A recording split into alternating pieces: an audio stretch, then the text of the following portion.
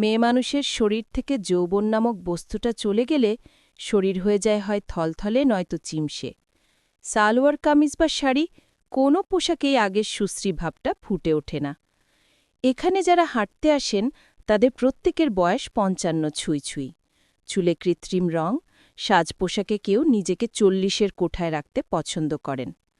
এখানে সবাই হাঁটতে আসে, হাঁটার চেয়ে কথা হয় বেশি।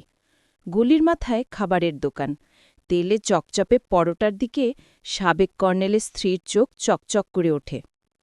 বুঝলেন ভাবি, সকালে ১ ঘণ্টা হাঁটার পর ভীষণ ক্ষুধা পায়।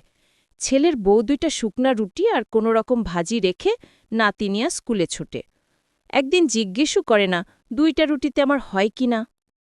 নিচতলার নীলুফা বেগম মুখ ভেঙচে উত্তর দেয়, আপনার বউ তবু খাবার রেখে যায়, আর আমারটা সকালে ঠোঁট পালিশ করে অফিসে ছোটে। নিজের স্বামীর সন্তানের খবর রাখার সময় না, আমি তো পরের মা। আজমেরি হক চায়ে চুমুক দিয়ে দীর্ঘশ্বাস ছাড়েন। উনি না বললেও ওনার অব্যক্ত কথা সবাই বুঝে নেয়। ভদ্রমহিলার স্বামী গত হয়েছেন ১৪ বছর আগে। একটাই ছেলে, স্ত্রীসহ অস্ট্রেলিয়া থাকে। ২ বছর অন্তর কয়েকদিনের জন্য নাতি নাতনির মুখ দেখার সৌভাগ্য হয়। এদের তুলনায় সবচেয়ে সুখী বোধহয় আমি, তাই পুত্রবধূকে দোষারোপ করার মতো কারণ খুঁজে পাই না। ৮-১০টা পাত্রী দেখে শুনে নিজের পছন্দসই বউ ঘরে আনার হয়নি। আমার ছেলে নাহিদ সে ঝামেলা থেকে মুক্তি দিয়েছে। বিবিএ শেষ করে একটা বেসরকারি ফার্মে জয়েন করেছে। এমবিএ তখনও রানিং। এর মাঝে গো ধরল বিয়ে করবে।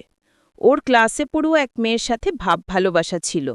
সে মেয়ের বিয়ের সম্বন্ধ আসছে। পুত্রধন এ মেয়ে ছাড়া আর কাউকে বিয়ে করবে না। দিবা। ছোটখাটো গড়নের সাথে ছোট্ট নামটা চমৎকার মানিয়ে যায়। আমার ৫ ফুট ১১ ইঞ্চি ছিলের পাশে ওকে একটুকু লাগে। টকটকে ফর্সা রং, হাসলে দুগালে লালচে আভা পড়ে। নাকমুখ বোচা, কিন্তু অল্প বয়সে যে কোনো মেয়ের দেহে লাবণ্যের ছোঁয়া থাকে। আমার ছেলের ভালো লাগে ওকে। আমার পছন্দ অপছন্দতে কি আসে যায়। নাহিদ তখন ২০,০০০ টাকা মাইনে। ওর বাবার পেনশনের টাকা আর গ্রাম থেকে আসা কিছু তরতাজা শাকসবজিতে একরকম চলে যায়।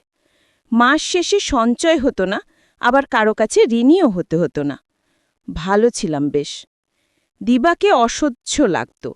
রান্না করতে গেলে সবজি পুড়িয়ে ফেলত। ঘর ঝাড়ু দিলে কোনায় কোনায় ময়লা জমে থাকে। কি মেয়ে! বাপমা কয়েকটা কাগজের ডিগ্রি ছাড়া কিছুই শিক্ষা দীক্ষা দেয়নি। বিরক্ত হয়ে বলতাম, থাক, তোমাকে কিছু করতে হবে না, ঘরে বসে থাকো। মেয়েটা লজ্জা পেয়ে রুমে চলে যেত। সারা দিন চুপচাপ। রাতে নাহিদ বাড়ি ফিরলে চোখমুখ উজ্জ্বল। কোনোদিন দেখতাম বিকাল হতে শাড়ি টিপ পরে লজ্জায় রাঙা হয়ে ঘুরছে। ছুটির দিনে দুজনে ঘুরতে বের হতো, বাড়ি ফিরে আমার রুমে ঢুকত।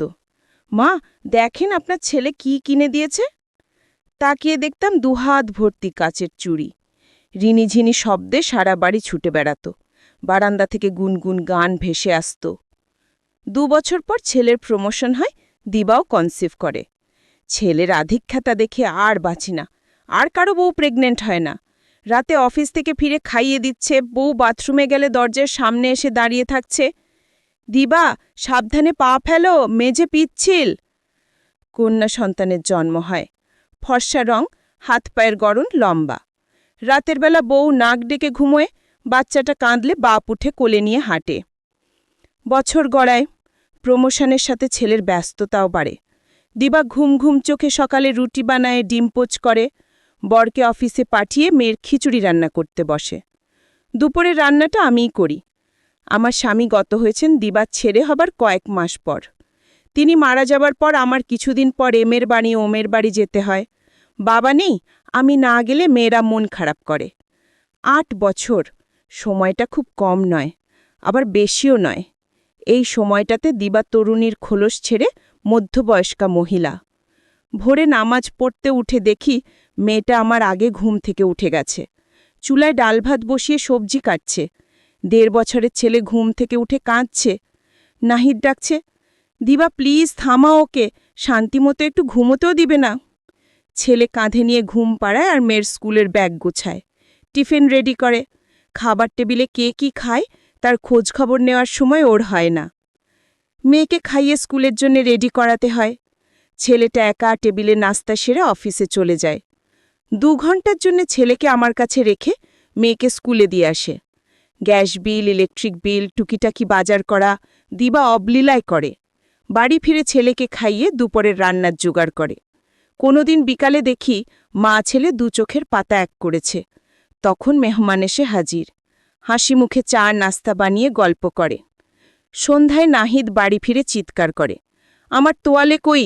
নীল শার্ট ধুয়ে রাখতে বলেছিলাম, এখানে ফেলে রাখছ? সারাদিন কাজ করে আসছে, 1 কাপ চা বানিয়ে দেওয়ার লোক নেই।